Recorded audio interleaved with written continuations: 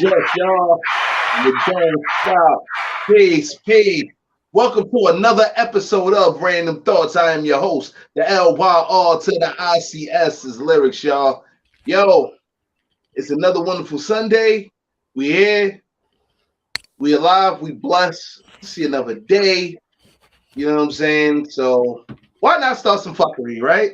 Cool. But before then, I just want to give a special RIP to former Celtics player and legendary basketball player Bill Russell, who passed away at the age of 88.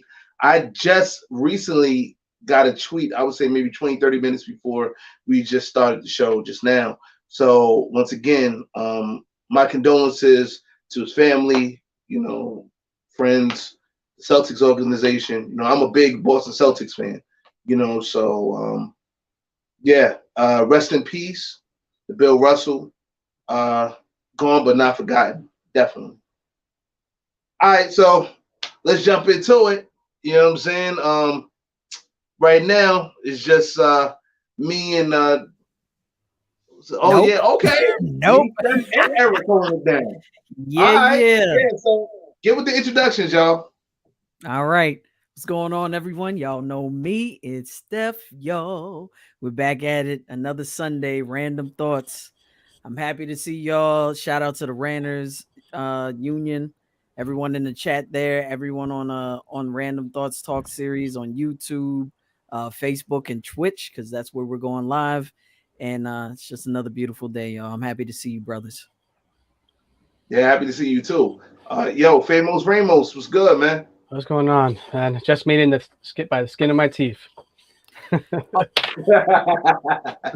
me also let me also add to it because we got a couple of rest in pieces going on. But I really respected Bill Russell. For those that don't know, Bill Russell has the most rings out of any player that has ever lived, that has ever played NBA.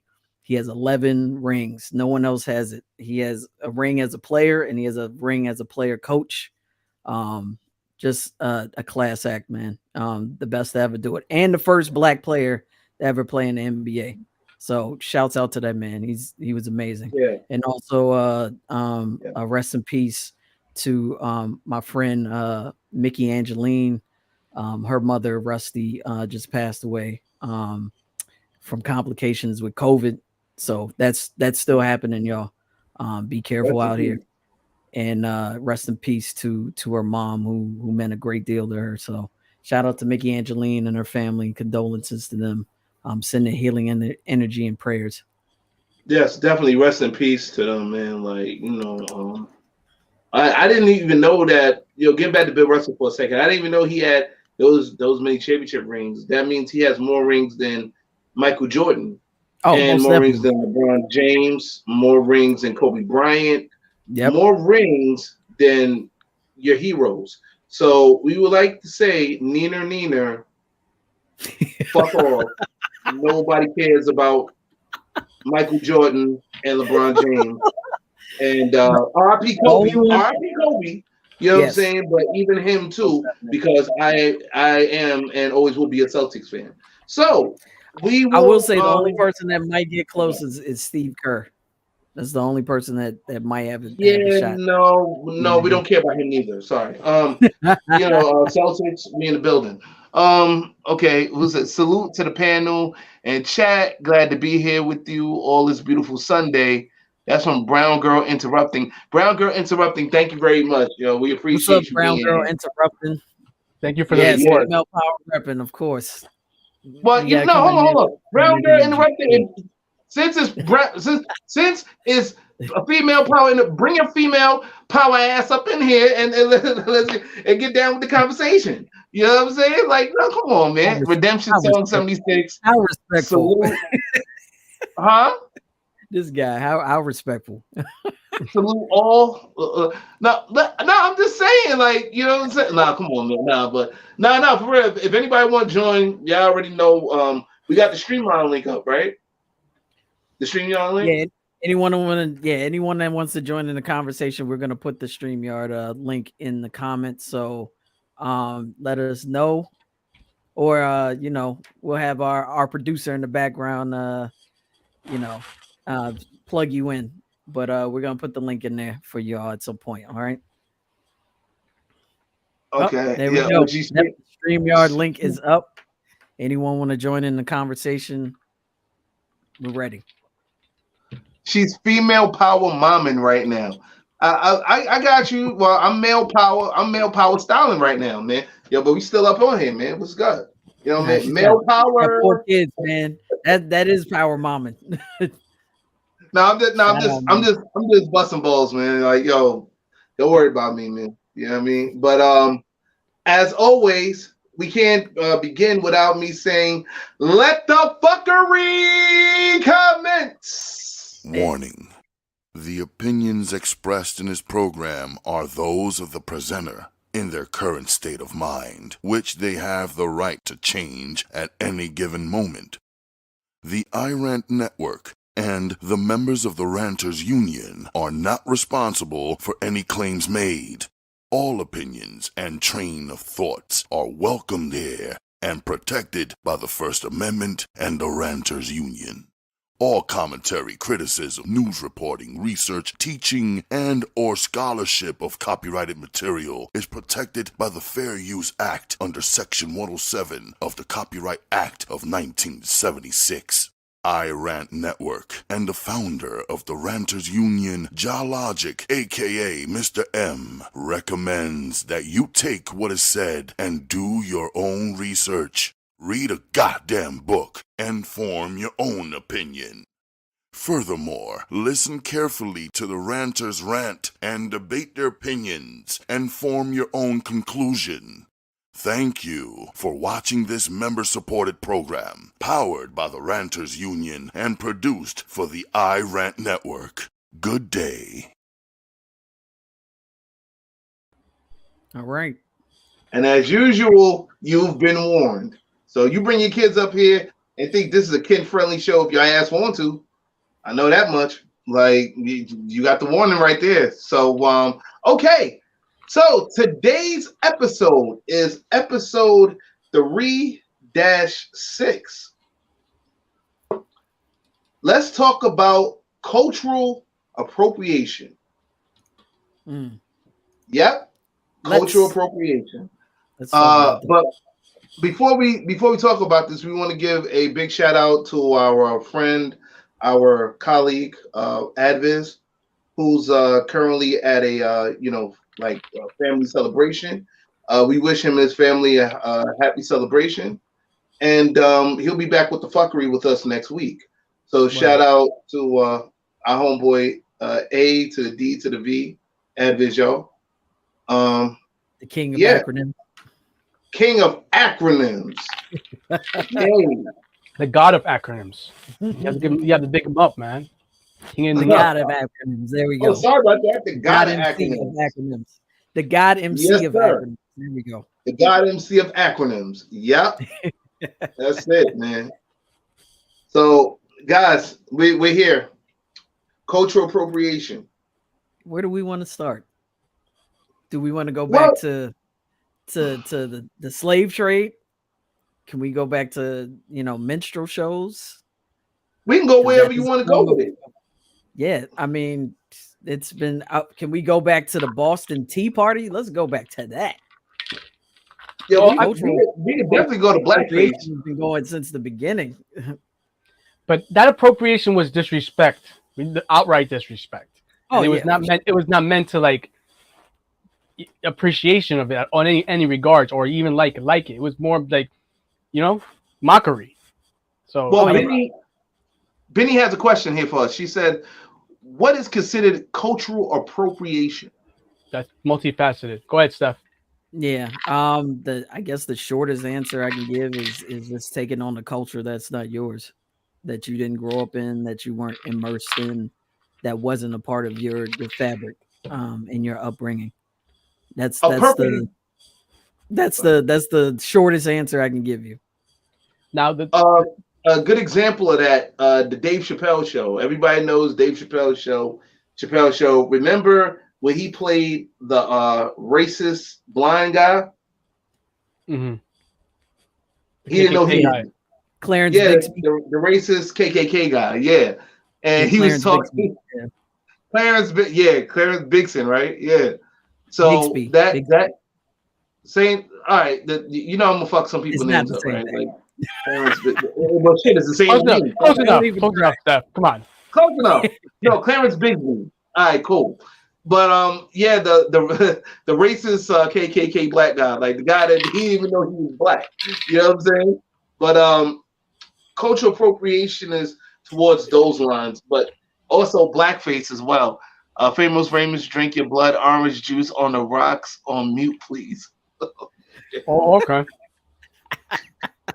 It's actually tea, but all right.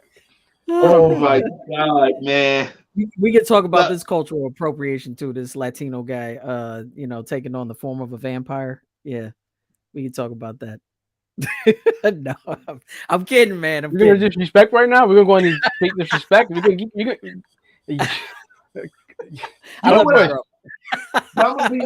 be honest with you. You know what I also see cultural appropriation as? Like when you're at a what? A job interview and you have to like switch it up in order to get the job. You know what I'm talking? We talked about. I think it was a code switching. That's more code switching. I don't know if that's necessarily cultural appropriation though. No, but I'm saying it seems like it's towards those lines in a sense because you're trying to. How is it not? It's more about survival, and that it's more about survival or trying to adapt to a situation. I feel this is my definition of culture situation, kind of what culture appropriation, kind of what Steph says. For example, somebody kind of like how we did in the flyer, right? Somebody who wears other people's cultural garments, right? But in my opinion, if it's disrespect, it is not used in reverence. That's where I find problem with. Right. Is culture appropriation regardless if you wear it. It's on the person in the culture. They have the right to kind of put their markers where what's appropriate and what's not. So, for example, if a white person goes to an Indian wedding, I was talking this with somebody, right? Like they're appropriating their culture, but the people in their culture is saying, "Yeah, we want you to wear this because you're in a situation where it's appropriate for you to be dressed in this way because we're all dressed like that." So, the issue is where do we draw the line in terms of what's appropriate and what's not? We allow, for example, hip hop is a culture, right? And they allow what specifically white people to be part of that culture and to dress in such way that's like considered part of that culture. So who decides and where the lines are drawn and where, you know what I mean? Right, exactly. It depends on what culture is being affected at the end of the day. I think that's where the line is drawn. When that culture looks at that person taking on their customs and clothing and whatnot, and they say, we're not. If they react to it negatively, then that's where the line is drawn. Like if they feel as if their culture is being disrespected by that person, and that person means to disrespect them, I think the line is drawn right there. Brown girl interrupted. She has a comment here. She said, "It's the disrespect element that makes it appropriation, right? When you borrow it, like it's a costume to wear, and not someone's depth of identity." I mean, You got a point there, but let's take it to the NFL, right? Let's see if this is cultural appropriation, like the Redskins. Like motherfuckers was in an uproar, like out of nowhere. Oh, the Redskins is too disrespectful. You're talking about the Indians. Oh my goodness, you shouldn't. No, that's the Redskins. That's always been an issue. The Redskins have been around. Yeah, but the thing is, 1930s.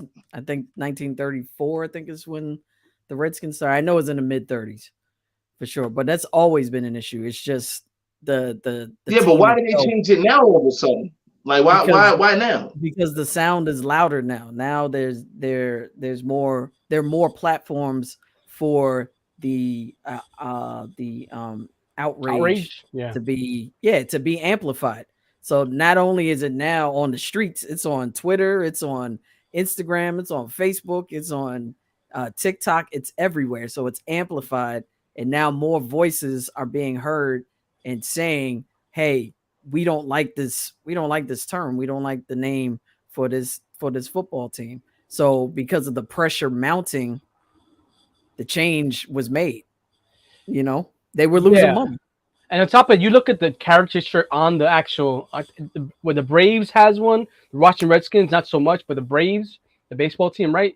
The characters make it. Cleveland Indians. Yeah, the character seems like an almost minstrel-like character. Think about it. The features are very pronounced. It's cartoonish. But that's what I'm trying to say, the disrespect. But like, that's appropriation. It's almost like a mockery, right? You're taking somebody and making what their culture and saying, oh, they're a cartoon character. You know what I mean? That's what you're chopping up to, like, their culture as being a cartoon character or a mascot, right? So that becomes a problem, and it's been a problem. I agree with what Steph has been a problem. It's just that people now won't shut up about it. They won't be shut down about it. So they had to change it. They had no choice, and we're gonna see that going online in a lot of things. You're talking about a culture that is, we don't want to necessarily say it, but the culture's dying. And football itself, let's talk about football itself. Football itself is an appropriated culture because football came from the Native Americans. Pretty much every sport. Baseball came from the Native, basketball came from the Native Americans. Like all these cultures just adapted games that you made them into current games. They modernized them or adapted them, whatever. Honestly, not all sports. Majority. Right, most of them. Majority. Yeah. A majority of them did come from the Indians, and some of them actually came from from African culture. We got to be careful with the Indian thing. Native American, my friend. Sorry. The Indian thing, whatever. What? I said the First Nation. All right, the First Nation. I'll go with that. Original man of this land. I'm not even gonna go with you on that one. Anyway, Redemption Song 76 says appropriation can also be tastefully done without proper attribution to the culture. Spark of a new trend, leaving the originators uncredited. Right. What do you guys think about that? It can happen that way. I think overall it's all appropriation. Now, with the problem is if it's respectful or not. If I decide to wear an African garb, right? It's appropriation because I'm not that well. That's a little more complicated because forget. All right, if I'm gonna wear a Chinese garb, all right, and I rock it, and then someone has a problem because one person could say, "Oh, I'm cool with this," right? And then other people here could say, "Oh, I have a problem with that." That's not your culture. And I could be wearing what I feel is respectful. I'm saying, oh, I'm giving right credit. I'm saying this is why I'm wearing this, whatever. Someone always can have an issue, right? So the lines could be drawn in different places. So what point, do you not wear it at all because you're like, nah, because someone's gonna have issue? Or do you try to you say, I'm gonna try to be the most respectful I can in this situation? I was it's funny when this topic came up, one of the first things I thought about was I actually started thinking about Gwen Stefani when she went solo, and her first solo album came out, and she was taking on the style of the Harajuku of Japan, that trend that was going on at the time where it was like they were wearing they were mashing up different styles and different fashion trends and just coming up with their own kind of culture. It was just kind of like a freestyle of styles, but she was putting a spotlight on Harajuku, and at the same time also she had two Japanese girls that were with her that that were representing the culture. To me, I was like, am I okay with this or am I not? I felt like she was trying her best to not disrespect the culture, but at the same time I was like, but you had these two Japanese girls, and but Steph, Miley Cyrus. Look what you got to take into consideration. What you have to take into consideration when you're in the music industry. Sometimes, let's be realistic now. Sometimes the director or your label, or whoever, got certain say over you when it comes to certain things within your video. You know, especially director, certain images. So, especially when you're when you're to a label, you know what I'm saying? So you kind of gotta, I'm not gonna say excuse it, but you kind of gotta understand for what it is. Gwen Stefani probably felt like it was awkward as shit. Like, yo, like, damn, man, am I disrespecting the Asian culture, Japanese culture for doing this? But guess what? The record labels don't give two fucks about cultural appropriation. They care about making that money. You know what I'm saying? It's about what's going to be eye catching to the public. In that situation, I think it's like it was more of an image thing because, all right, I remember when that happened, right? And she was touring with them, and she was like basically almost they were part of her group. That wasn't already a group.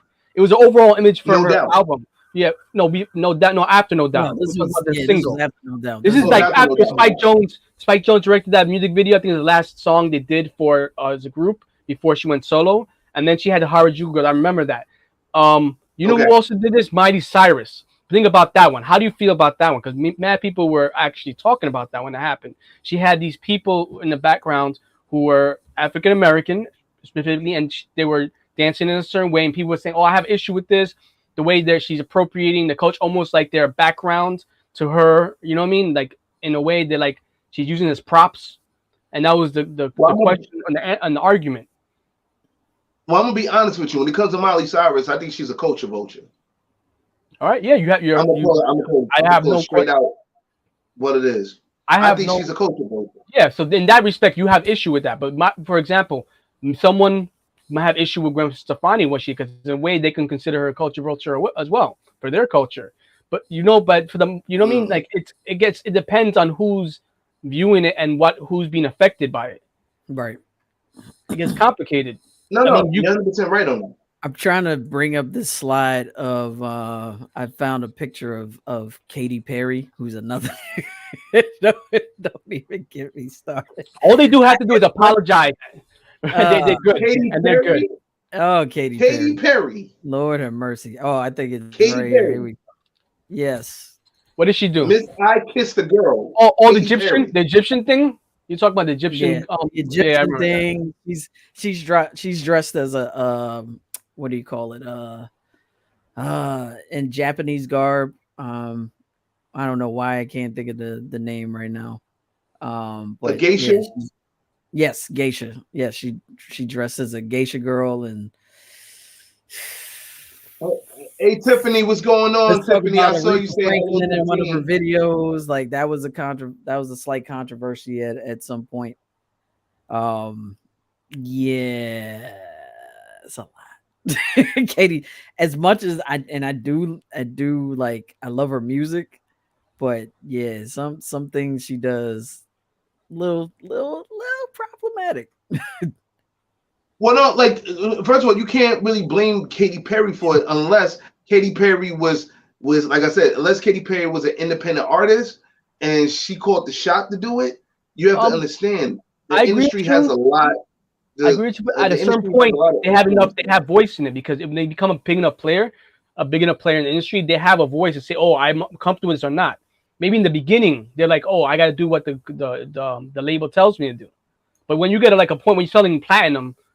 They're gonna have to take your voice into account to a certain degree. I mean, yeah, but see, you just said it to a certain degree. Now, all right, Katie probably she like who knows? We weren't there at the video shoot. You're right. So like the only thing we're doing is speculating. Yeah. So, but I'm going to assume, and I hate assumptions, but I'm going to assume that Katie didn't give a fuck. You know what I'm saying? Let's just do this. So I get my money, I go home. You know what I'm saying? Or some shit. You know what I'm saying? I think she's another culture vulture. You know what I'm saying? Me personally. You know, but yeah, I agree, Benny.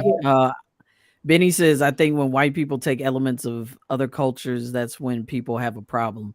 Majority of the time, yes. I agree with that. Yeah, That's in a fact. many I cases, agree with yeah. that too. Yeah. John Logic said, "Come to think of it, America is literally a culture of cultural appropriation." Damn, Yeah. Our cuisine, or look at all our cuisine. Every cuisine we that's have a in this powerful culture is statement. everything. Everything. There's Yo, nothing yo, original. America Eric, is the remix. Yeah. Think about Eric, that. this is a very powerful statement he just made. I'll say I this agree. again. Come to think of it, America is literally a culture of cultural appropriation. Yo, I agree with that 1,000,000%, man. Yo, Ja, good looking on that, man. Like, Of course I it is. like you just woke my Because eyes up to some shit on that, man. Like, well, it is. because this country didn't have a culture to begin with. Like at least when the forefathers, and I say that in quotations, for those that are Rotation. going to listen to this in audio, yeah, when the forefathers came to this country, they didn't have a country, they didn't have a culture to begin with. They had to make up one as they went along. So they just pulled from the people that they enslaved, pretty much. I mean, all the food that we eat, just about, comes from some other culture. I mean, we talk about it, it's interesting. Like, what comes to mind is like Trevor Noah when he was talking about people living in the U.S. and being racist. And they'll say something racist, and all of a sudden they'll be like, "Hey fellas, it's Taco Tuesday, woo!" like you just said something racist, and then at the same time you bringing up another culture's food. So it's like, Tacos are tasty, though. I agree with them, though. Even though they're racist, I agree that tacos are tasty. Well, wait, hold on. Americans love tacos. Love tacos. I have a question about tacos, Yeah. and this is serious. I heard from somebody else. I actually heard from a Mexican person, a person that's originally from.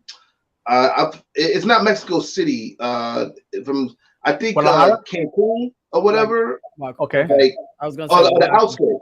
Okay. This person I used to work with, like maybe a job or two ago. But anyway, we were having a conversation about Mexican cuisines because he was a chef, while I was working, and he was like, "Yo, tacos." He's like, "Yo, you Americans, man, y'all love tacos. Y'all keep talking this shit about taco this, taco that. Taco is not an original Mexican dish." I said, "What?" Like, he was like, So "Yeah, it's like all that time." I don't know. Like, I think it's. Technically, it's not. However, it was created by Mexican Americans, so it's still Mexican. Well, that's the thing. Taco, the hard taco you're talking about, or the tortilla? The tortilla is Mexican. No, taco period. No, the hard taco maybe. The hard taco that they have and you buy in the supermarket and it's already made. That one specifically, yeah. But the tortillas, those are traditional native Mexican food. Right. The taco. There's a good Netflix show, Taco Chronicles, I think it's called. It's really good. It shows how different cultures have kind of contributed to it. There's one they were talking about how I think tacos de pastor, but basically is the Turkish people that immigrated there. They adapted their the shawarma thing, the way they do a shawarma, they cut it, and they showed you the whole show. There's 2 seasons. So anybody interested in learning about that culture, specifically their food, cuisine, tacos, check out Taco Chronicles on Netflix. It's a really good series. I'm gonna check that out. Well, we're gonna be talking about exotic foods next week. Yeah, we're gonna talk about different cultures next week. So make sure you all tune in. And that shameless plug right here. I think you know what? I think tacos go in the way of like pizza, or even like in the UK, sriracha. Sriracha, right? And also, in the UK, their national dish is chicken tikka masala, and we know Indians, Southeast Asians created that dish. However, that is the national dish of the United Kingdom. Apparently, it's not. Tikka masala is I think it's one specific dish. Is actually, I was having a conversation with an Indian person, and they said that's actually created by, or am I wrong about that? I have to look into that. There's something either or. It's appropriated. What, like shawarma? it's like adaptation. I think it's adaptation of Indian food, and they kind of changed it. Let me check this out. I want to be sure of this. But while you continue the conversation, regardless, it's still an appropriation of a culture. Just like pizza is an appropriation of a culture, just like burgers are an appropriation of a culture. And hot dogs, yeah. You name it. Like what's up, man? Johnny cakes, which in the South are called hoe cakes, an appropriation of enslaved Africans creating food out of the scraps that they had, like fried chicken. The list goes on. Don't even start on fried chicken. Don't do that. Don't start. You're gonna get me hungry and shit. Fried chicken. Like, it is Indian. Chicken. It is Indian, but I'll have to confirm that. Right. No, that's Korean. I'm just fucking with you, man. It's Korean. No, it's black. Yeah, it is. You know what's funny? That's another thing I was having. I saw the show, and they were talking about how like Korean fried chicken is the best chicken. And this woman this guy said, "Oh, you know that the GIs when they went to Korea, they taught the Korean people how to make fried chicken." Oh, that clip. Yeah, I was like, "Oh shit!" He schooled her. Blame that chick. Oh my god, that was kind of embarrassing. Wait, hold on. Hey, yo, Chris Jones. Yo, we got a comment from Chris Jones. Chris Jones says chicken is the devil. We got ourselves here a vegan, and I'm a sinner. Vegetarian. Okay, I sin. Now I want to say this. I'm gonna address this comment right here. You want to talk about chicken is the devil? Chicken fed our families after slavery was over. Chicken and watermelon. Now, granted, I don't eat watermelon. However, I respect the fact that our families survived and thrived off of those foods. They saved our lives literally after the Civil War and after the Emancipation Proclamation was put into place. So you want to say chicken is the devil? Fine, whatever. You're not wrong about that. Chicken. Understand its history and its importance in our culture. Pig intestines. Wait, right. Chicken and beef also got a comment that says so did pig ass. Yeah, and chicken gives it both. Yeah, I'm not gonna disrespect it either. If you like the swine, that's fine. Rapper. As long as you know you're eating that butthole, that chicken butthole. I mean that pork butthole.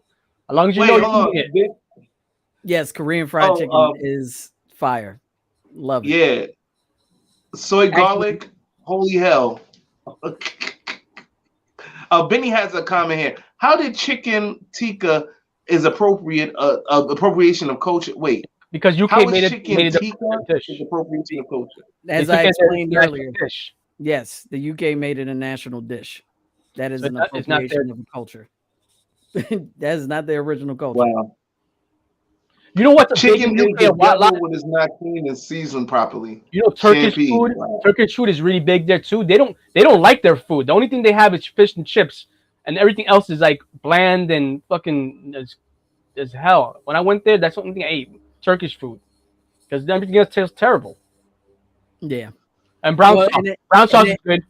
And this is why I pointed out Trevor Noah in his joke. He said in his joke too, he was like, if you live in the United States or anywhere else and you don't like, and you're a racist and you don't like other cultures, you should not be allowed to eat any food in this country except potatoes.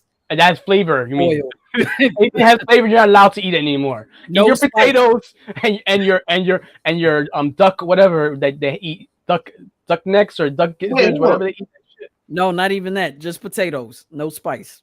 Hey, yo, Ramos. You just said that when you went to England. Yeah. You said when you went to England, right?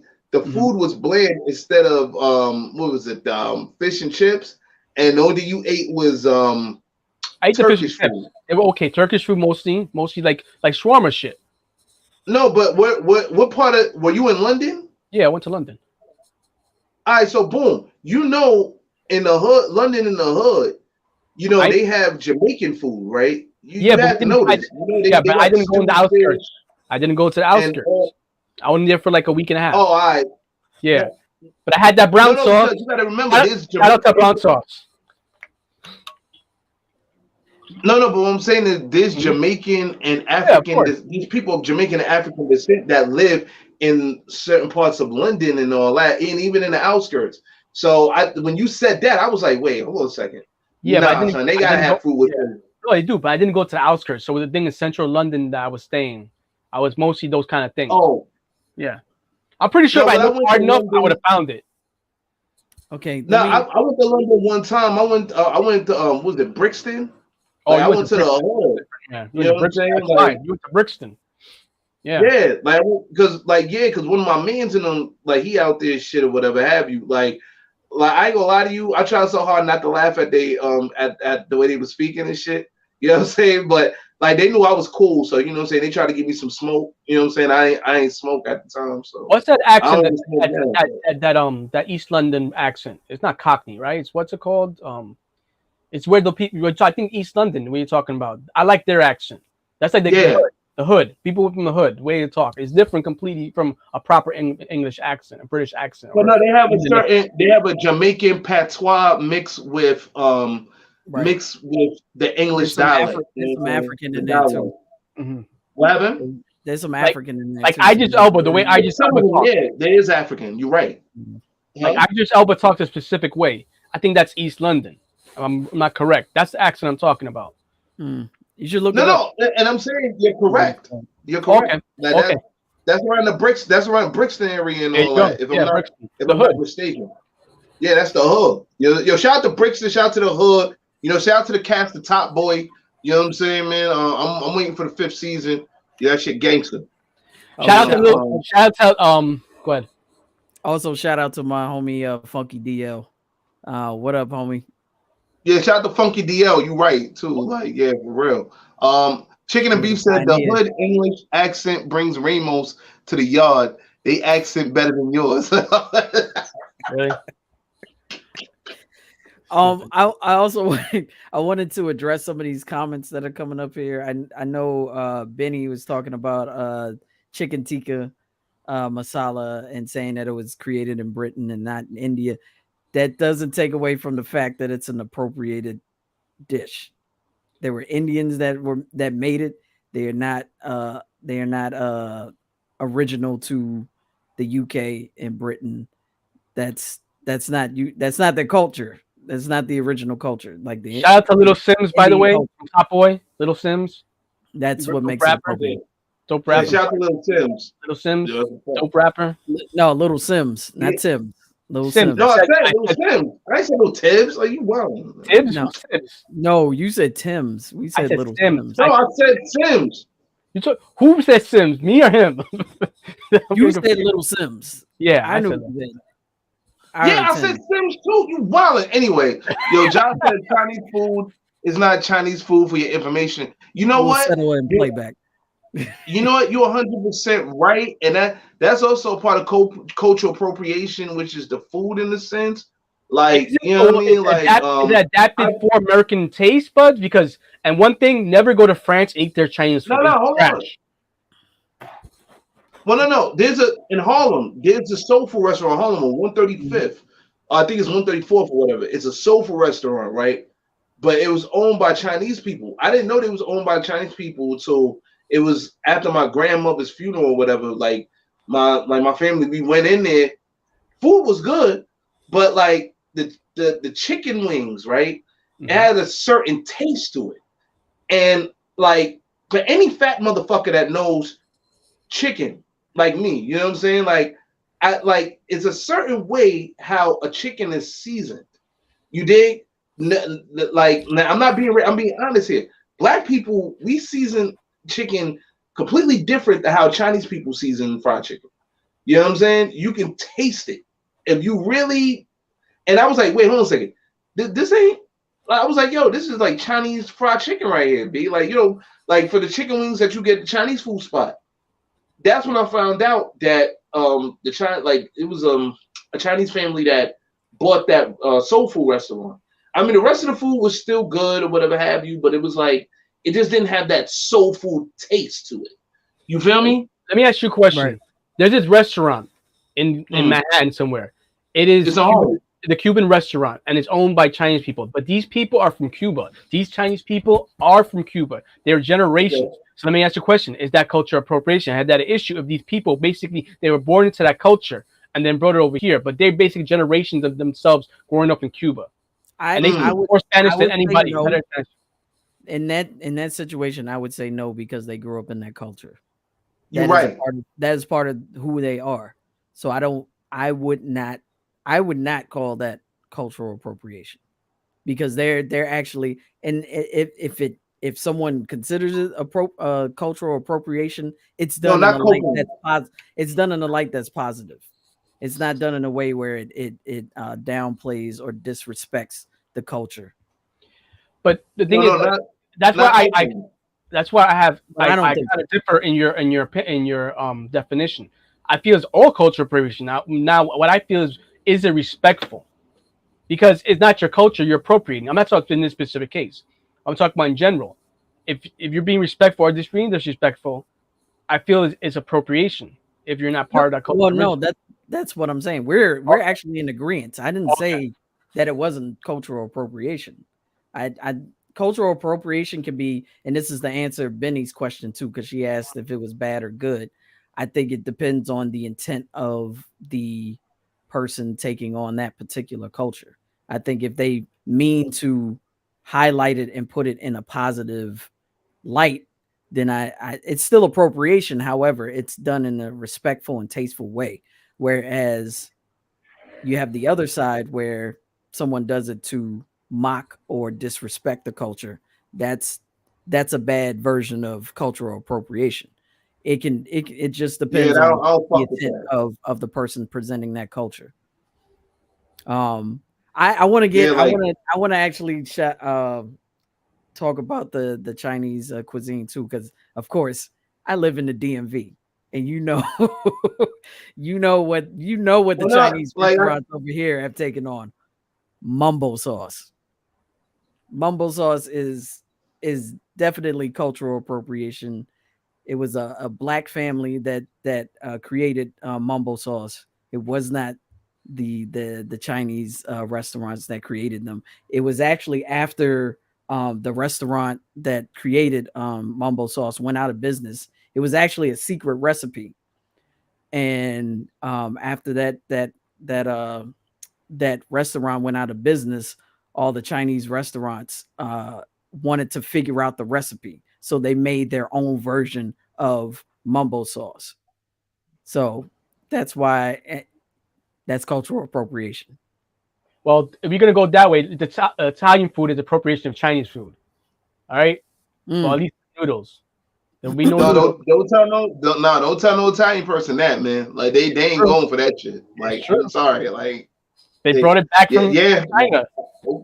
Yes, mumbo sauce is indeed the shit. Yes. Mumbo sauce is the shit. I ain't gonna hold you. Yeah. Like, is it mumbo or mambo?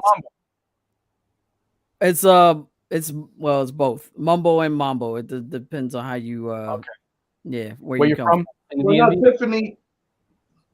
Tiffany did comment that she was like, I was talking about Copeland's when I was talking about that restaurant. No, it's not Copeland's. It's not Copeland's. Copeland's shut down a while ago. I'm talking. This restaurant is still up to this day. Matter of fact, I was just by there 2 days ago. You know what I'm saying? That the restaurant is still there. I forgot what's called. It does say Soul Food. It's like it's by Harlem Hospital, around that vicinity. But Copeland's, I remember my dad, he took me to Copeland's years ago when I was a kid. Like Copeland's shut down a while ago. You know what I mean? Chicken and Beef said, is Rachel Dolezal's OnlyFans cultural appropriation of the thought culture? Is that real? Wow. Is that real? And shouts to our viewers on Twitch. Actually, we actually broke down what cultural appropriation is and was earlier in the show. So if you want to watch the replay, by all means, watch the replay because we broke it down earlier. But we appreciate you watching us for sure. Thank you to Twitch. Appreciate Twitch. Appreciate YouTube. Anybody we watch the recaps on Instagram. Yeah. Thank you. Yeah, we appreciate all of you guys. Trust me, like the love is still real. There, it's still appreciated. Like, you know what I'm saying? We ain't nothing without y'all. And that's real shit. You know what I mean? Outsiders call it mambo. Yes, yeah. we call mambo. Yes, mambo. Yeah, well, I'm an outsider. I call it mambo. I call it, like mumbo. So it's mumbo with a U, more of a U. Well, us is mumbo, but yeah, if it can go either way. We know what you're talking about, regardless. It doesn't matter. You guys are gonna know I'm from there anyway from my accent, so I could call it whatever I want. Benny said, "Why does the word cultural appropriation have a negative tone to it?" Because people I was wondering that myself, seen in a negative light. Because the examples that we have are usually seen in a negative light. Yeah, that's what it is. Like the majority of the examples that are out there are not seen positively. So I think that's why. And plus, this is Randumb Thoughtz. We bring the fuckery here, so we kind of, push the negative agenda to that word cultural appropriation. And, we just want to see somebody, just get a kick out of that shit and try to come at us or some fuck shit. You know what I'm saying? So I'm just being honest with you. We're sparking conversation. We're trying to play the role of the villains. What? Yeah. I thought we were sparking dialogue. Yes, we are sparking dialogue. Yeah, we are. I mean, but sometimes you got to play the villain to spark up a dialogue. You know what I'm saying? Shout out. Scarred his face, came back, took over the world. Yeah. Yo, R.I.P. Eric Killmonger. That's all I gotta say, man. Killmonger was the best. I was talking about MF Doom. We said Killmonger. Okay. Yeah, Killmonger. I fuck with him. Like, yo, that's my man's. Cultural appropriation is the inappropriate or acknowledged adoption of an element or elements of one's culture or race by members of another culture or race. But that right there, my friends, is the definition of cultural appropriation, or something that is derogatory towards one culture or race. This can be controversial when members of a dominant culture appropriate from minority cultures. Minority cultures. Sorry about that. I try to sound real smart and shit. The last part I want to talk about, because all right, and it's true. We people tend to focus on the majority here. I'm going to say the majority of people in this country appropriating other things, and have less issue with people, minorities appropriating other minority cultures. And I know the reason why that is, because if you're being oppressed, then you're going to try to, any point try to go after your oppressor, right? But the question is still, especially if you're being painted in a negative light by the appropriation. My point is that either for whatever reason, it's still appropriation. Now it's up to the person in the culture to say if it's okay, but that gets complicated if parts. I'm just recapping what I said before. It's just going around in a circle. But go ahead. Yeah, let's actually talk about that too. Minorities taking on other minorities' cultures. When you mentioned that, immediately what came to mind was, where Asians taking on breakdancing. Wu-Tang taking on Chinese culture. That we call it about that too. Yeah, of course. But it's appropriation. It is appropriation.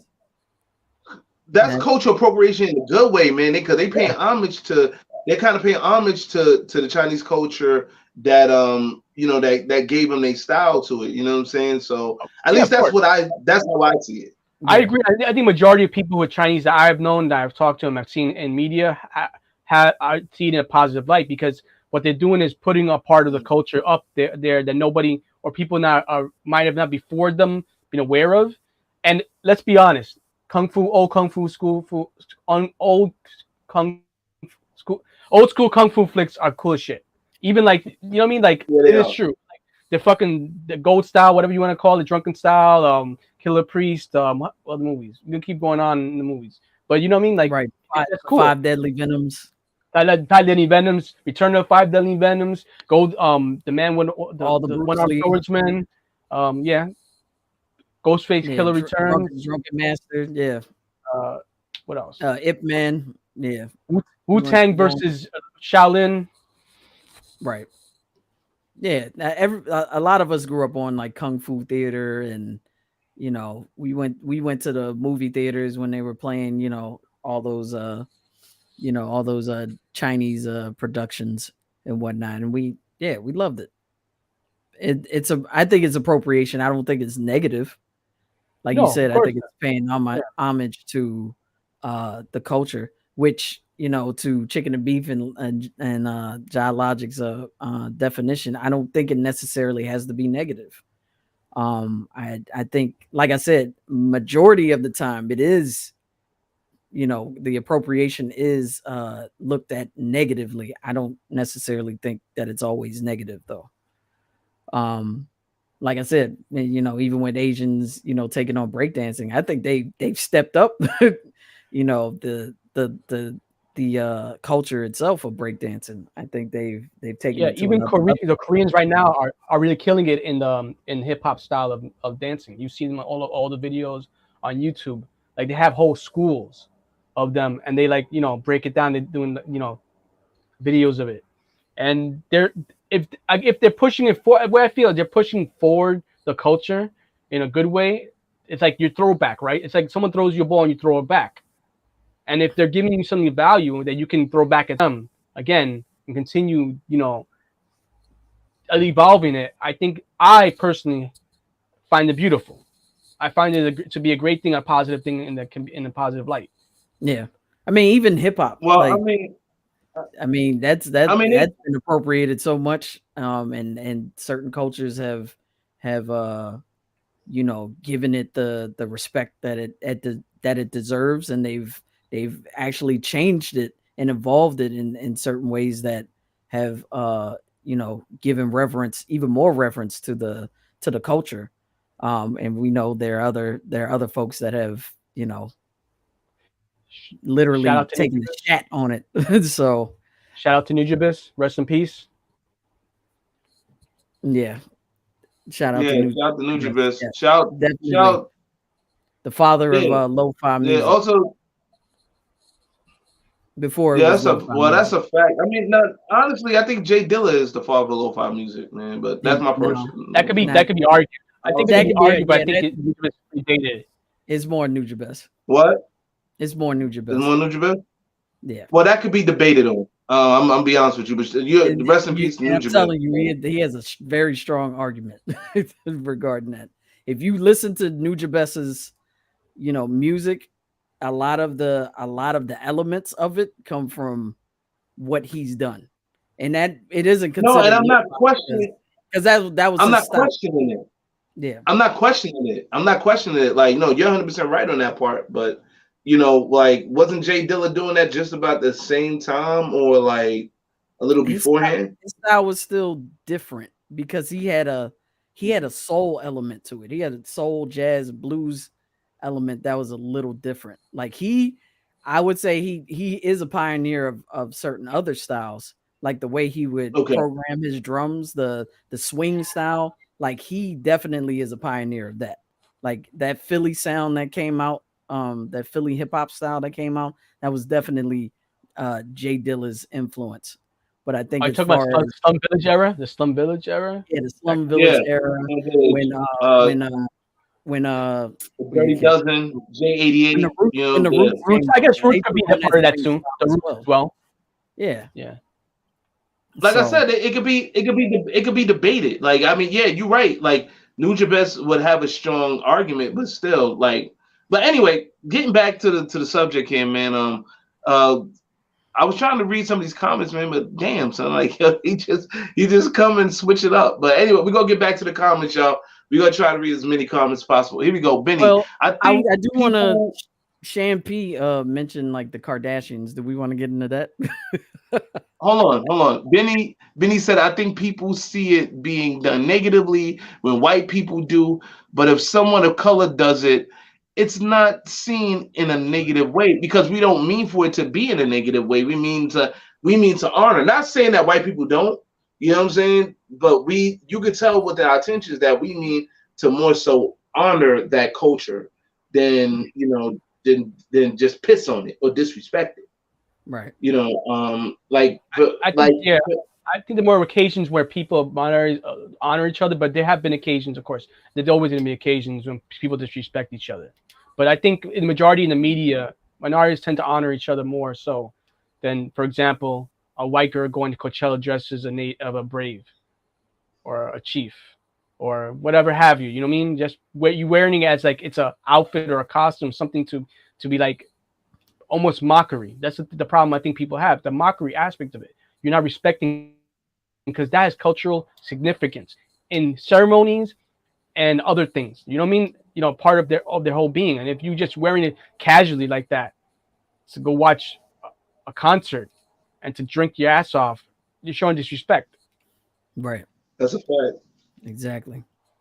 That's definitely like, for instance, also another example of cultural appropriation, professional wrestling. And I'm gonna tell you, I'm a big time wrestling fan. There's some wrestlers that, I don't know if they're, because of the quote unquote scripted part of it or whatever, you see some of them disrespecting other people's cultures. Like I remember it was one time when a certain black wrestler, he went to bow, and it's a certain way that you bow. Like when you bow to, in Japanese culture, when you bow, you know what I'm saying, you're supposed to have direct eye contact with that person you're bowing to. You know what I'm saying? For when I understand, that's a formal bow. Yeah, this motherfucker puts his hands. Exactly. He puts his hands together like this and bows with his head down. I'm like, I just feel like slapping him in the back of his head. Like, yo, I love Japanese culture. That might be different because different cultures have different way of bowing. Like Chinese culture is going to die different than Chinese. So I'm not sure. I'm not 100% on that.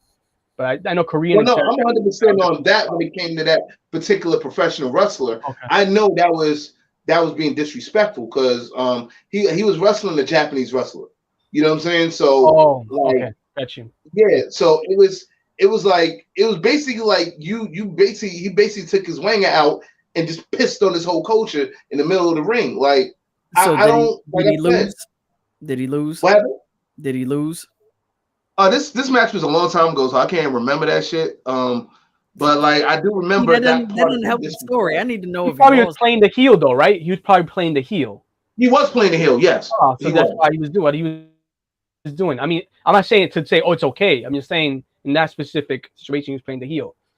All right, another example. R.I.P. New Jack, by the way. The Gangsters. For those who don't know, like the Gangsters, before they were in ECW, they were in Smoky Mountain Wrestling, and they were the heels. You know what I'm saying? And the redneck tag team, I forgot their name. They were supposed to be the heroes because in Smoky Mountain Wrestling, in that part of Georgia, it was predominantly white. You know what I'm saying? Redneck country area, whatever. Shout out to the rednecks, no diss. I'm just making this as a point. And I remember New Jack, he was like, yo, shout out to my boy OJ Simpson. And this is during the time when OJ was dealing with the case, with the death of his wife and all that other stuff. The glove don't fit, you must have quit, all that shit. So like that was kind of I'll put it to you this way. Like when he said that, I remember he was telling stories about how they almost got killed by the fans. You know what I'm saying? Crossing that line, but it worked.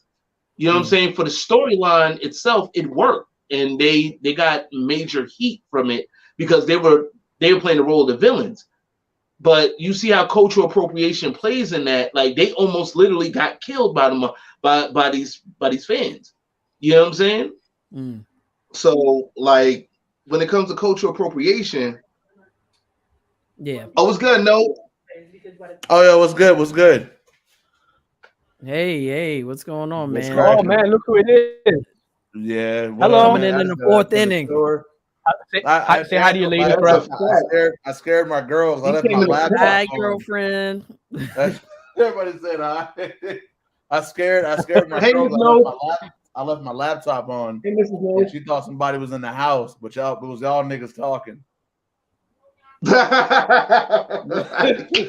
Oh man. She's Benny now. Hey, what's going on? How you doing? Meet you. Y'all scared the Hey. Oh no, we do that sometimes, man. Like we bring the fuckery, so that's what it is. You know what I'm saying? We scared the fuck out of people with our fuckery. You know what I'm saying? So I was like, oh shit, I gotta fuck somebody else today. Nah, we love you. We love you. Wow. It's all love though, man. Like, yo, we glad that, we glad to see y'all, out and about or whatever, you know what I'm saying, doing y'all thing. You know what I mean? So can we read this comment from Benny? Yeah, sure. Benny, I'm Indian. I'm okay with people wearing bindi and Indian outfits, but my boyfriend, who is not Indian, feels a certain way if he sees a white guy wearing an Indian outfit. I find it extremely ridiculous. No, I think that man is extremely intelligent. I find that man very intelligent, and he's very poignant. Can we say who her boyfriend is? Is that okay? Can we say that? I think we should need church of separation and church and state right here. But he's very intelligent. That man. I think I'd like to meet him. I like to shake his hand. I like to honor him every way. Yo, y'all stupid. I ain't fucking with you, man. Like, yo, so, like Tiffany said, we family now. LOL. Benny said, oh, sorry, not Benny. No, Chicken and Beef. Damn, Chicken and Beef said, Benny. He said, Benny, you don't speak for your whole culture, though, respectfully. Wow. Okay. I think he definitely meant that respectfully. I'm saying I get where you stand, Benny. If you're not offended by it, by all means, you're not. Your boyfriend, being offended for the culture itself, I mean, can't say he's wrong. I mean, everyone's entitled to their perspective and their opinion on the situation. I get what you're saying, because you're directly a part of that culture. So with you not being offended by it, you don't see the issue. Your boyfriend, however, respects your culture as well, and he has reverence. He shows reverence to your culture. Him being offended by it doesn't mean he's wrong. He sees it from another perspective, and that's all it's about. It's just about perspective. But I get what you're saying. I know what you're trying to make. And here, Randumb Thoughtz respect that man's opinion. Okay. Yeah, but hold on, Ramos, how you know, man? You speaking for this man like you know him, like personally, like that's your man's in him. I think I feel a kinship to him, like a soul kinship, almost like a soul bond, and I understand him, man. I never met him, but I think I feel like I strongly, soulfully connect with this man. I like kind of like don't get petty. Don't get petty now. Don't get petty. That's the reason that you might be single right now. Yeah, I'm telling you, that's kind of like white people, man. That's like white people wearing a dashiki, bro. Like, it's weird. Yeah, so you see what I'm saying? They casually wear a dashiki. Think about that. Like walking around like shit is with the short shorts and sandals. I see white women with dreadlocks, B. Like that shit look crazy, B. Like that's worth the money. Like I've seen. It's funny. Like one of my white friends brought that issue up. She asked if it was okay for her to wear. No, the dashiki conversation. She asked me if it was okay for her to wear dashiki, and I was like, as long as I think if you wear it respectfully, and if you buy directly from the culture that created, the dashiki, honestly, I don't necessarily see an issue with it. But I think if you just buy it from some off-brand spot, yeah, I have a problem with that. Now you're not showing the proper respect for that culture. I don't know, man. I don't necessarily. You should have took that away from them and say, now you're not allowed to use this. This is mine. I'm just fucking around. Because I know my friend means well. The fact that she even asked, her friends, her African American friends, like I get it. I understand. Like you have to ask the question. You already know the answer, though. Right? You have to. Sorry, Eric, man. Hold on a second. I feel what you're saying, and I get what you're saying, and she probably has a good heart. She has good intentions, all that. But then you also got to take into accountability. There are African American people, predominantly pro-black, and we know how we feel about the pro-black motherfuckers. You know what I'm saying? Or quote unquote pro-black motherfuckers. These motherfuckers will have a problem with it. Why? Yeah. Because they feel that you're culture vultures. You know what I'm saying? Oh, you jumping on our culture. Oh shit, here we go. White person wearing dashiki. We can't have nothing to ourselves. Stay black. Like, my man, like, yo, chill out, man. Like, you know what I'm saying? But the thing is, Tiffany, they're not really white Africans. They are Afrikaans. Afrikaans with a K. Watch the K. They are not Africans. They are. And let me tell you something. And I'm at 10 toes down. They are not Africans.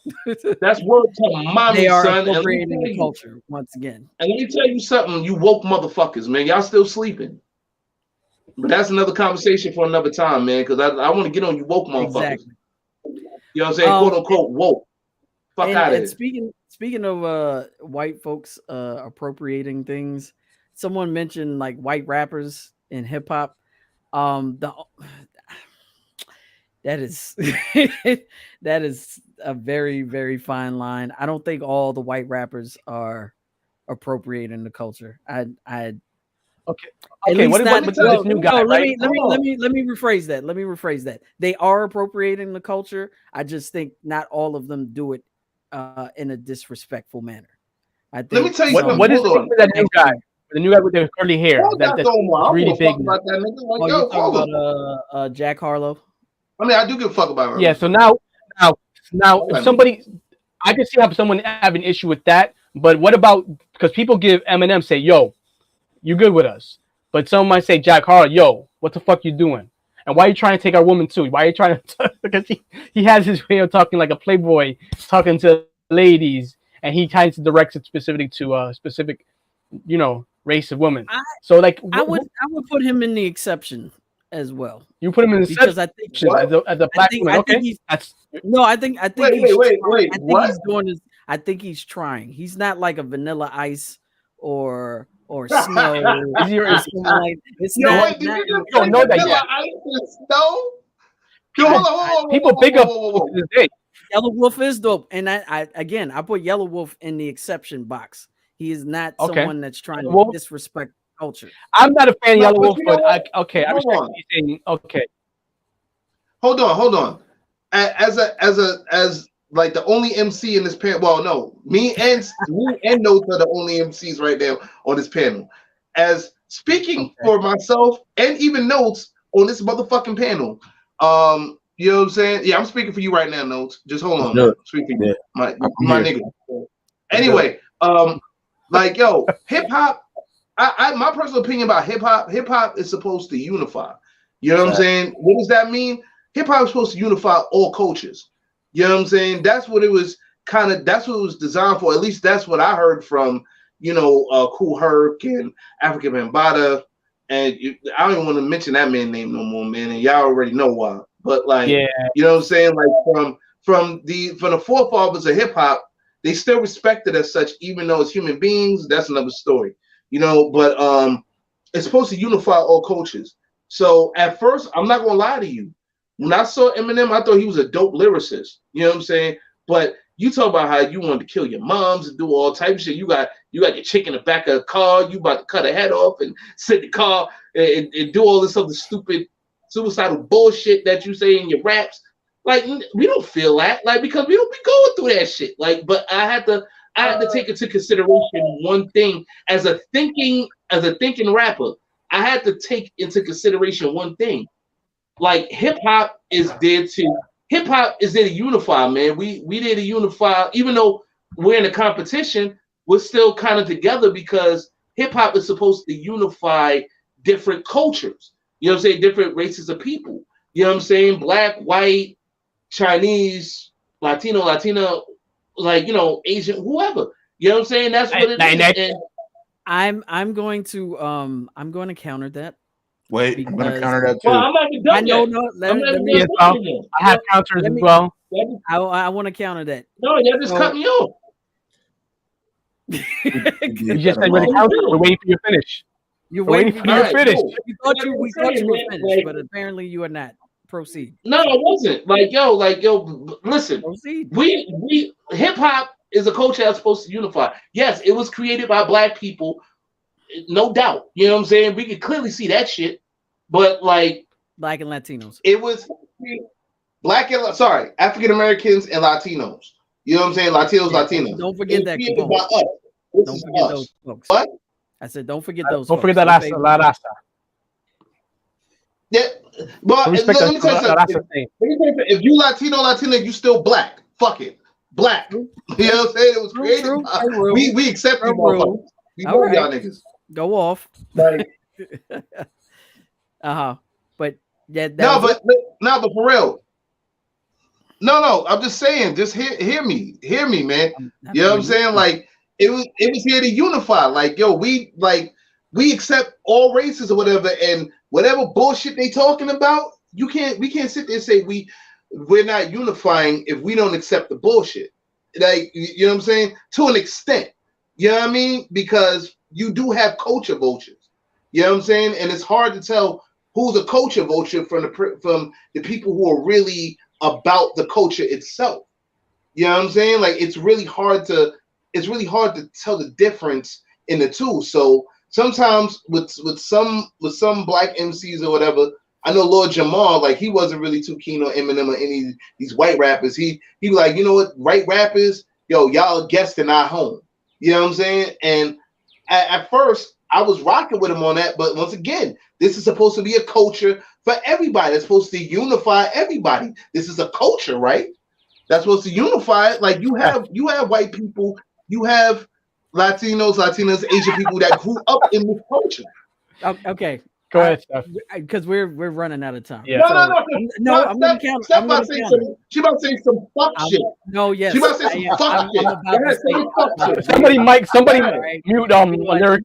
Mike Brendan Barrett in the words of Eminem. So here we go. Whatever. You talking about unifying the culture? Yes. There are different perspectives of unifying. Eminem wanted to unify in grief. It's just like the song that came out, "Don't Push Me because I'm close to the edge. I'm not trying to lose the my message." head." Like the message, yes. That was a song message. about that was a cautionary tale. He was talking about the environment that he grew up in. It's the same with Eminem. He's talking about the environment that he grew up in that made him the person that he is today. And there are a lot of people that can relate to that kind of upbringing. Unification doesn't necessarily have to be looked in a way where it's positive, like on the nose. Unification can be looked at in a seemingly negative way, but it's like, look where I came from. I came from this hardship. I came from this rough upbringing, and it made me it made me this person that I am today, where I can stand before you and say, I came from this grief. I came out of these tribulations and bad circumstances, and I became a different person out of those circumstances. That is still unifying people. And he's using hip hop in that way to unify people. And you see, when you listen to his music and you hear the evolution and growth, he stops talking about his mom. In fact, he has a song where he apologizes to his mother because he was like, you had your own issues, and I understand them now. So now I'm apologizing to you because I am recognizing your grief and your pain as well. And if you listen to his last couple of albums, he does not talk about his mother at all. One bit. He actually pays homage to the pioneers that came before him. And he was doing that before even Lord Jamar was even commenting on it. No, and don't even get me started on Lord Jamar, because he was talking about Eminem in the hood. No, and I grew up. I lived in New York, and I lived in. We went to know, and then you can go back to that.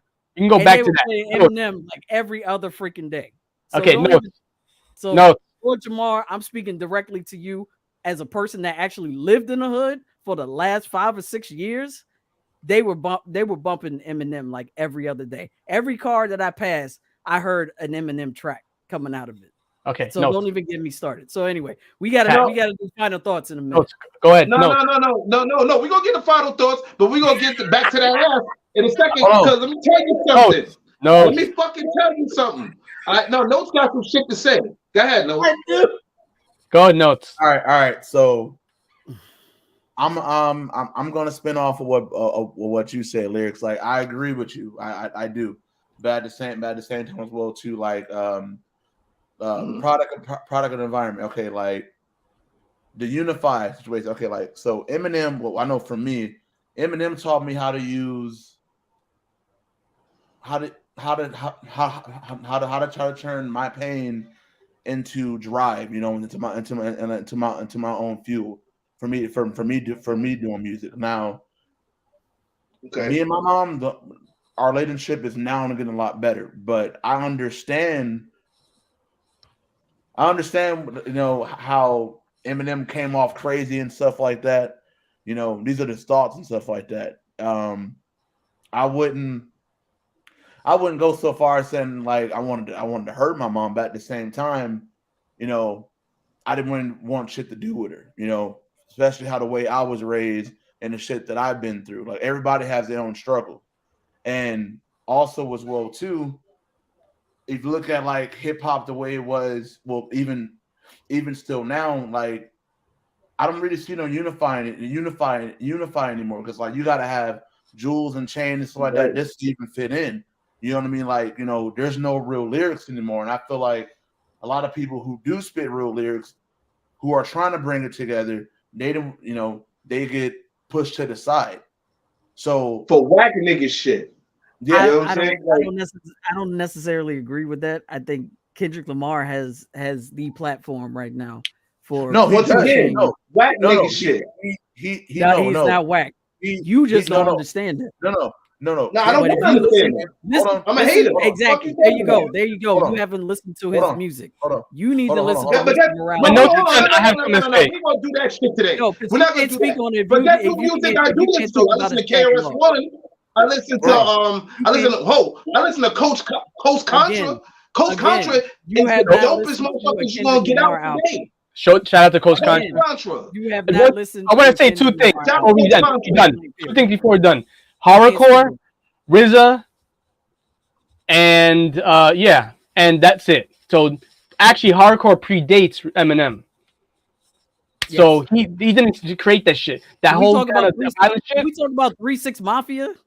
Yeah, 3-6 Mafia. 3-6 Mafia. Can we talk about those people? Can we talk about No, let's talk about Fred the Godson. R.I.P. Fred the Godson. Also, can we R.I.P. Fred the Godson? Tiffany said it. What else? Fred the Godson. Let's talk about Fred the Godson. Let's talk about 38 Special. Let's talk about Betty the Butcher. Let's talk about Griselda. Okay, we're talking about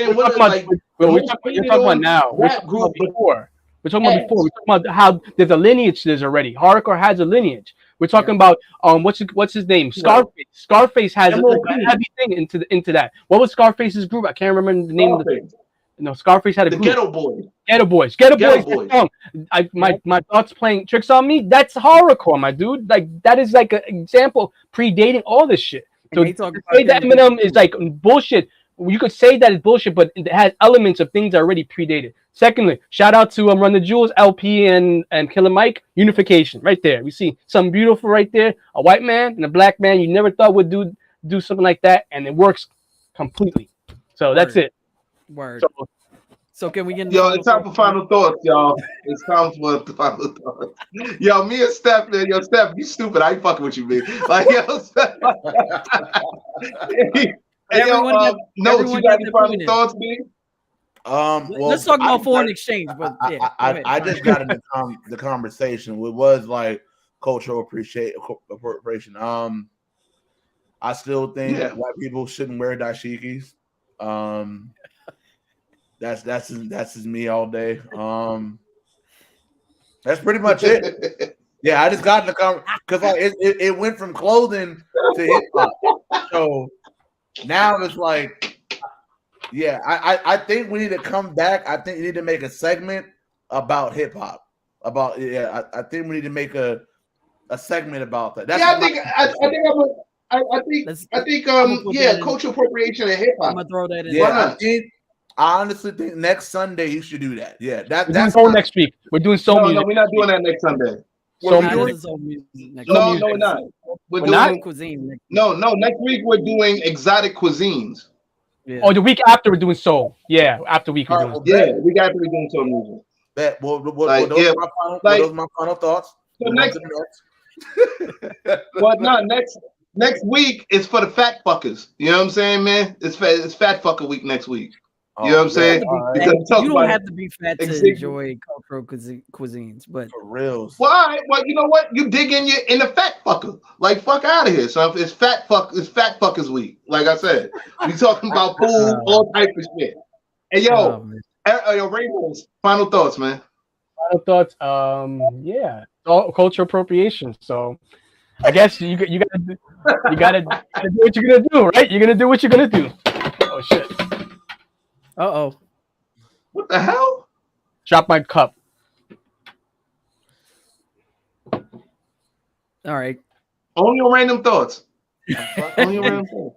Hey, we drop phones and we drop iPads and random thoughts. That's what we drop webcams too. Yeah, that's a fact. We dropped a whole bunch of shit in this bitch. Who dropped the webcam? I did. I dropped my webcam at one point. Yeah, I remember that shit. That shit was crazy. It was episode 2, I think. Of this season. I dropped my webcam. But shit. Ramos, that was your final thought, or yeah, pretty much. Okay. When we come back next week, I'm gonna have my hair cut. My house looking like the Prince of all Saiyans, Vegeta right now. So yeah, my shit looking wild right now. Okay, man, take a picture. We're gonna make you like a Photoshop. We're making you Vegeta, and you look fucking awesome, man. Then you can put that on your album cover. Shout out to Otakon right now. That's happening in DC. Shout. I wish I could be there. I miss Otakon. That was a wonderful experience. Otakon. Yeah, shout out to Otakon and shit, man. I wish I could be there. Shout out to Substantial. Shout out to Shu. Shu is there now too. Shout out to Luminous, Substantial. Yeah, that's the family. Like, shout out to the whole family. Shout out to the Plague. Like, wherever you guys are. That's Ninth Wonder. Next, I sent Steph something that in DMB that's gonna be a live concert series. August 19th. Yep. I got it locked. So what happened on 19th? Oh, Ninth Wonder and who's the other DJ? I can't remember. DJ. Yeah. I forgot the other DJ, but Ninth Wonder. That's all you need to know. No, I'm good on Ninth Wonder, B. I keep that. You know what I'm saying? I understand. I understand where you. Okay. And you know why? So what happened? Anyway, wait. No, we gotta finish. No, I'm gonna tell you later, Raymond. I'm telling you, we'll talk about that. I get what you're saying. Talk about later. So yeah, I'm gonna continue the fuckery. Shout out to Third Base. Shout out to Cunning Linguist. Shout out to who else? Like I said, Foreign Exchange, Run the Jewels. All the folks that are white that have been a part of groups or done it on their own that have done hip hop the service that it deserves. Because let me be honest, without Third Base, without Third Base. Now I'm gonna make this point very clear. Without half of lyrics, not lyrics, half of Logic, half of Logic. Shout out to him. Half of Logic. No, but let me make this point. Without Third Base, and it's a big point. Without Third Base, without MC Search, no gas face. There would not be a gas face. There would not be MF Doom, because that was the very first track. MF, yeah. He was under his old moniker. So shout out to them. I think, again, I'm gonna stand by it. I believe cultural appropriation can be done in a positive light. It can be done in a way where it does service and pays homage and reference to the culture that created whatever they're representing. And yeah, there are a lot of negative examples out here. However, all I say is, if you're going to take on a culture, if you're going to live in that culture and immerse yourself in that culture, you need to do it in a respectful, tasteful way where it translates and the culture, the original culture, and the people that represent it understand your purpose, understand your intent, and give you the respect. So that's all I'm saying. If you're gonna appropriate a culture, do it positively. That's my final thought. Thank you very much, Steph. I'll leave you guys with my final thoughts, and then we'll wrap it up. I'll be honest with you, man. Cultural appropriation, from my understanding, because I just started to understand this shit today. Like, I'll be honest with you, before the show, I looked it up and did a little, fast research on it. And it can either go good or bad, depending on the circumstances which thereof. Depending on how you look at it, depending on how it affects you. For the most part, we live in a super sensitive society where if you even think to say like nigger to the wrong people, then you're gonna get criticized for it. You can be black, you can't even say yo, what up, my nigga? You know what I'm saying? And it's crazy. You know what I'm saying? So with cultural appropriation, like I said, you have people look at shit the wrong way all the time. You know what I'm saying? With this society, with the super sensitiveness of shit. Guess what? Man up, woman up, grow a fucking backbone, and realize there's gonna be some people that don't give a fuck about your opinion. You know what I'm saying? Like, they're gonna do what they're gonna do anyway. If a motherfucker, listen, if a white person sits there and wear dashiki, I mean, I can say a million things about it, but they still gonna wear that damn dashiki. You know what I'm saying? If an Indian person want a taco, I can say a million things about it, but they're gonna fuck that taco up because they wanted it. You know what I'm saying? Like, the only thing we can do with cultural appropriation, whether you like it or not, is respect the fact that it exists. It determines on where you want to take it. That's the realest shit I could say. Now, I know it's gonna be some people who probably look at the playback or hear whatever, like, yo, lyrics, what are you talking about? How could you? How could I have my ass? Like, yo, this is the reality part of it, and I'm gonna give you the real. Cultural appropriation's here. It's here to stay. You know what I'm saying? If it doesn't affect you in a big way, if it's not disrespecting your whole entire race, back the fuck off. Let them people live. You know what I'm saying? And that's worth the money. You know what I'm saying? Let them live. You know what I mean? Like Redemption Song 76 said, respect the taco. That's it. Respect the motherfucking taco. Word. You know what I'm saying? Matter of fact, I might go to Taco Bell in a little bit and get some tacos, man. Like, even though they ain't real tacos. Benny, I get what you're saying about the appropriation done by Beyonce. However, we calling out Beyonce too. Fuck that. Beyonce puts a positive spin on the cultural appropriation. What is the messaging? What is the messaging? What are we talking specifically? I don't know what you're talking about specifically. We can talk about no positive spin on that shit. Fuck out of here, man. Yes, she has. Yes, she has. You know what? No. Hold on. Steph, I'm gonna send you a video, right? I can't explain it, but I'm gonna send you a video I was just looking at, all right, on YouTube here, that will explain why I said what I said. I can't get too much into it because I'm not trying to get us kicked off before we really get momentum for this shit. But I will send you the video, and I'll let the video speak for itself.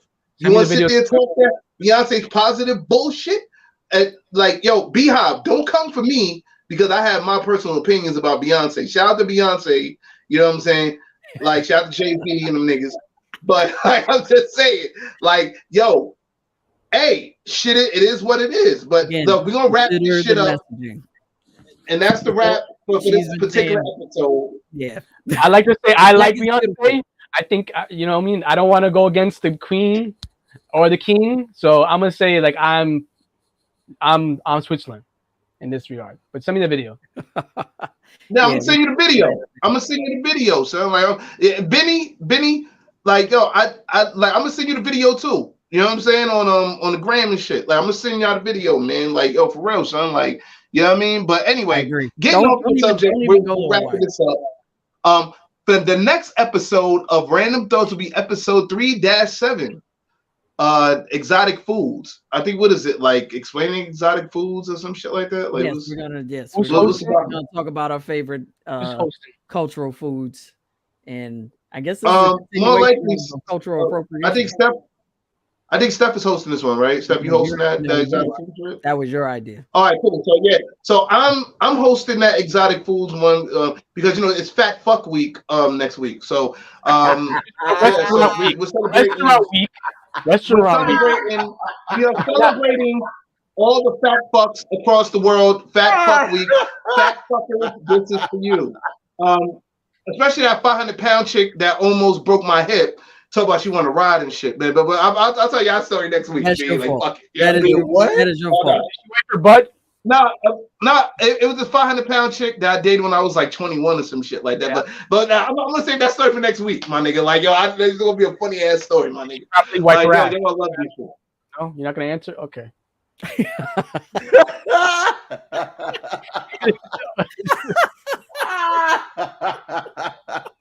So, for notes, Eric Famos Ramos and Stephanie Gill, this is your homeboy, the LYR to the ICS lyrics, signing off, y'all. See y'all next week. All right? Peace. Peace.